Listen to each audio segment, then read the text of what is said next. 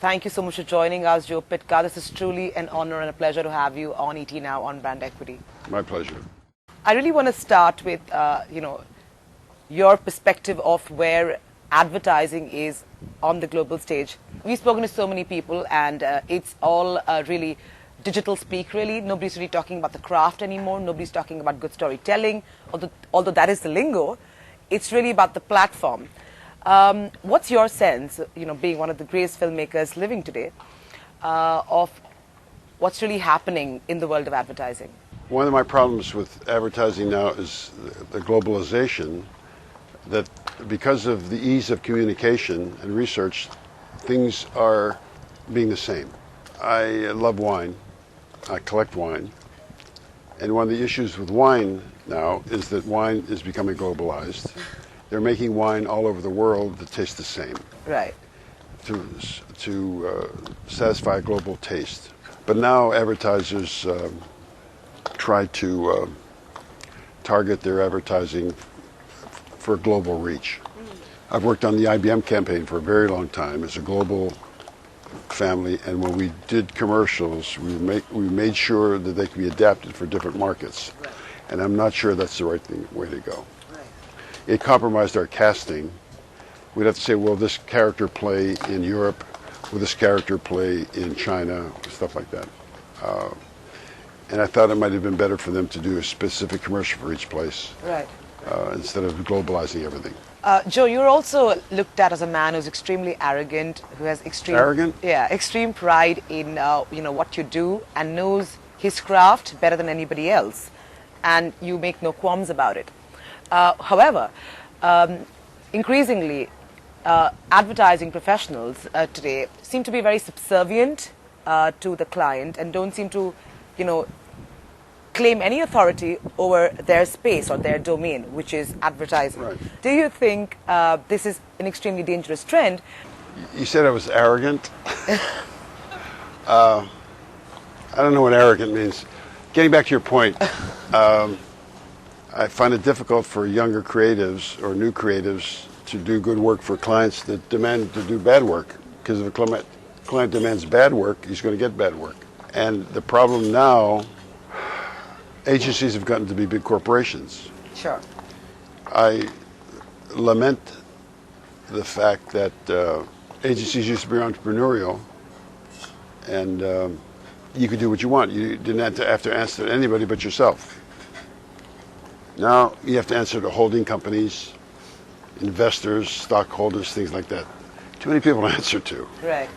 And creative people shouldn't answer to too many people. Actually, creative people shouldn't answer to anybody. And that's an impossible situation in advertising. The problem is the commodification of the industry, where the creative people are a commodity. Sure. That's horrible. It's like standardized production. You're saying the best work in advertising globally, the era which defined creativity at its helm globally, would it be, 70s or the 80s? I felt, you talked about George Lois. You talked to him last year. I did. I interviewed him last year. His heyday, big heyday, was the 60s. Right. That was a fabulous time for advertising because advertising sort of grew up.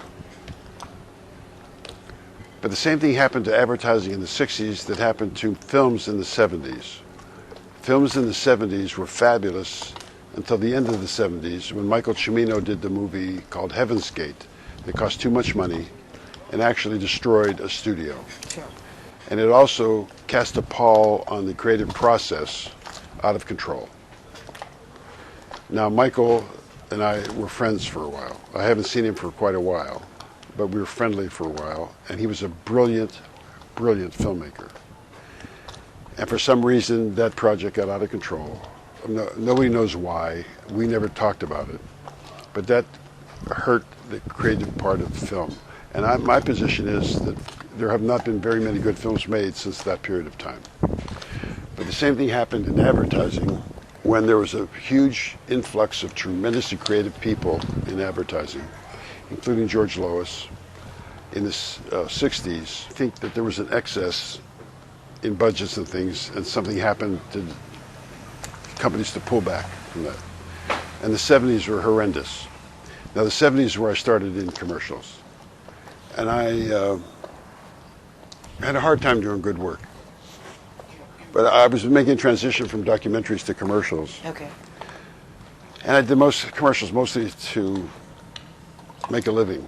And in the 80s, there was a breakthrough and precipitated a lot by the British. A great bunch of filmmakers, starting with Ridley and Tony Scott, Alan Parker, Adrian Lyne, Hugh Hudson. And that was the early 80s, and then toward the end of the 80s, the Americans caught up. Right. But there was a lot of great creativity during the 80s. 80s. And the early 90s. Do you think the advertising as it is depicted in Mad Men is the right depiction? And the one thing that happened in that period of time was the advertising men were gentlemen. They knew how to dress, they knew how to eat, they knew how to speak, be gracious, everything. It was a time of gentlemen. Erudite, articulate, perceptive. There are still people like that now, but very few, very few. For example, the festival here. Last year, when I presented the award for my Filmcraft, I wore a tuxedo. Made a fool of myself. Nobody was in a tuxedo. Right, right. But I hadn't been on stage for a long time, and the last time I was on stage, I wore a tuxedo, so I figured I'd wear a tuxedo, and I'm the only one with a tuxedo. They thought I was the head waiter. There's a crudeness and a crassness to our business now that didn't exist before.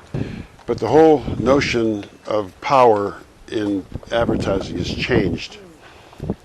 When I first started doing commercials, the producers ruled. They knew everything. It was like an old-fashioned Hollywood producer. The writers wrote, the art directors art directed, but the producer was the one that controlled everything. But he understood the scripts, he understood the client's needs, and he was a consummate professional. They were fabulous. That's since changed. Producers don't have the power now that they used to have. Joe, do you think, given the fact that now we are so advanced in terms of technology, is that actually translating in the craft of the business? No, it isn't, and it should be. Technology has improved dramatically in the last few years. The digital technology of cameras and things. The ability to edit properly and see finished work quickly. Sure. In the old days, for example, if we did a special effect, it would take 2 or 3 days to see the special effect before it's rendered. They have to do separations from the green screen, put it back together, and then you have to refine it from there. Now, right there, you can look at a big monitor and do it right there. You can take a computer and do a composite on the set, a green screen right there. It's amazing. But with the complete infusion of technology that is readily available to everybody at a reasonable cost, you would expect an avalanche of fabulous work. It doesn't exist. I had a discussion with a friend that was here visiting yesterday. He talked about all this wonderful work on the internet, and I said, like what? He talked about a cat picture, this kind of cat picture. You know what that is? A cat, and everybody's laughing at these cat pictures. A cat's supposed to have a funny face. I said, oh, really? A cat picture? You know, it's like these videos that people put on. Well, that's fine, but we've been doing that forever anyway. It's just that now everybody can see your stupidity. Is it because it's so easy now? It might be that, because I maintain when photography was more difficult to endure, you had to have special qualities in the craft to endure. That doesn't exist anymore, because digital, it's all the same. Right. And you don't have that kind of skill anymore.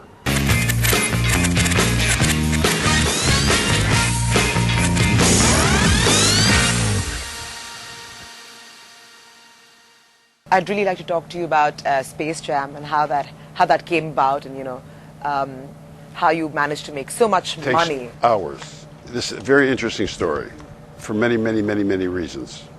Jim Riswold sent me a Nike storyboard with Bugs Bunny and Michael Jordan. Right. The storyboard was drawn by the Warner Brothers people, and it was boring.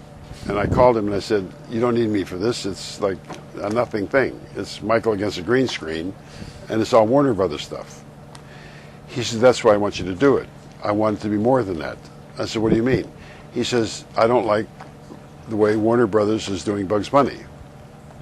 I want to make it more modern. He and I worked on it, and I hired a production special effects supervisor called Jim Lima, who I had worked with before on projects with Michael Jackson. And Jim is a very good illustrator, plus he understands all the other aspects. And we worked on the Bugs Bunny character and did our own storyboards without the restrictions of the Warner Brothers heritage. They hated it. They said, we don't want to do it like that. So we were like this for months. And I wouldn't give in, and Jim wouldn't give in, and Warner Brothers kept fighting us. And I kept meeting with their animator, who was a very pleasant young, pleasant man, but not. And I would just, he'd say something, and I'd say, that's a crappy idea. I said, we want to do this. This is what we want to do. This is more powerful. If it's Nike, it's groundbreaking, whatever, for that character. And they did not want to corrupt Chuck Jones's ideas for Bugs Bunny, which what we did. We eventually prevailed. We ran on the Super Bowl and was the #1 hit on the Super Bowl. Big favorite, fan favorite. Bob Daly was the president of Warner Brothers. He and Terry Semel, they were co-directors of the company.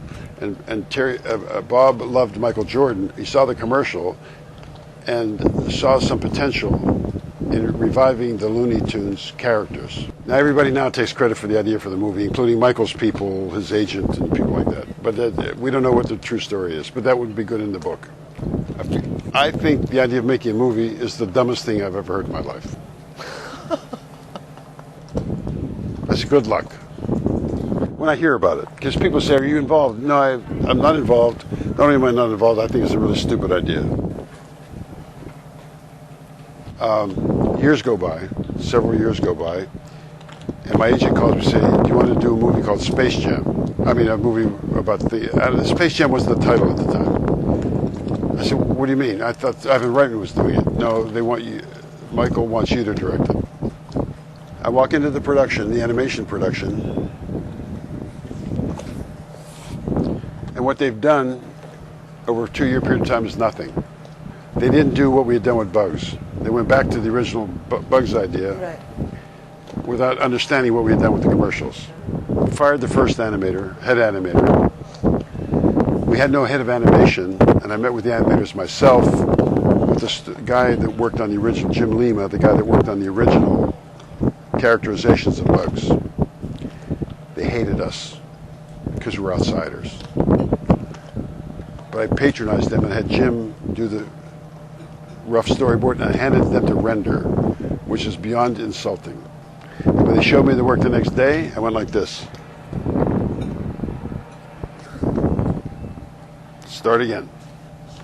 After 2 or 3 days of that, one guy gave me a storyboard, took my breath away.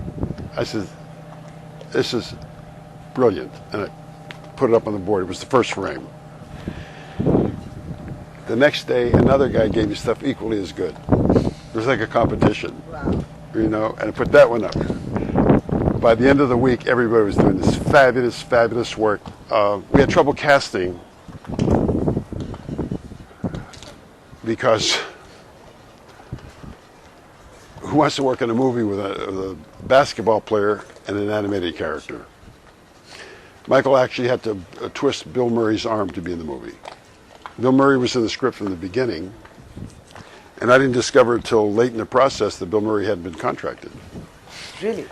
He hadn't been contracted. I wanted to use Michael J. Fox as the agent, and the studio didn't want Michael at the time.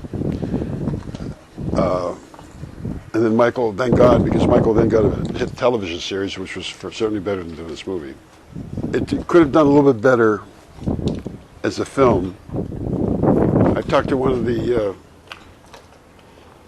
executives a while later, and they felt they mismarketed the film a little bit. They didn't realize the full potential of the film at the time, and they felt that they had marketed it wrongly. They targeted the marketing to the wrong segment. Space Jam was the first animated film, non-Disney film, to ever make a profit. But when we talked about how much money it made, we came up with a figure total of marketing, of dollars generated in all media, including clothing, toys, candy, VHS at that time, DVDs, soundtrack, everything. The final figure came somewhere between $5 and $6 billion. Wow. Not the film, but everything else, which was the film was geared for. Sure. Michael Jordan's brand is a $1 billion brand. Jumpman, young people only know him through Space Jam, not through his exploits as a basketball player. Are you doing more films? I may. I'm not that enthralled with it. I avoided film since then. One of the reasons I liked doing it was because my two girls were 5 and 7 at the time. And I thought they'd like the film. It's an animation film. And I did it mostly for them to connect with me, to know what I did. Right. And I would take dailies back and show them dailies and stuff. But I didn't want to do a film while they were growing up, because the film is so... I did a film in the 80s when my first daughter was 6 months old. And it took about 1.5 years from start to finish. And it was painful. Sure. And you're distracted and consuming. And you don't have time for your family. And you're not the same person. I've only seen 4 films in the last 10 years that I feel are worthy of anything. Maybe it's me, maybe I'm just cynical, but I see old films and they still have meaning to me. But new filmmakers, new films, what the audiences respond to and things are different. I don't, like if you said, what film would you like to have made in the last 10 years, there's none that I say, well.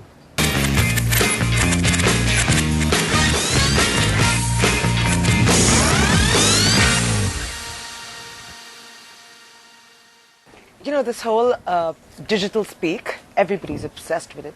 Nobody really knows how it's going to go. Nobody knows anything about it. But yeah, it's something that, you know, everybody's talking about. How do you see it? Do you think this whole digital wave is going to last, or it's just a Of course bubble? it's going to last. It's there. It's there. The technology is there, and the potential's there. A huge potential. I mean, we can't deny that. The problem with digital age right now is the attention span is what, 2.5 seconds? Huh?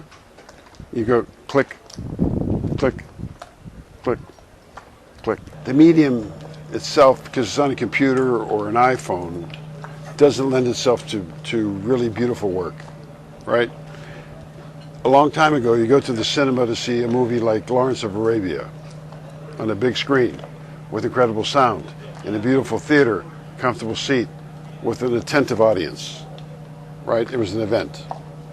And when you saw the camel coming at you, or the sunrise, it was breathtaking and a shared experience.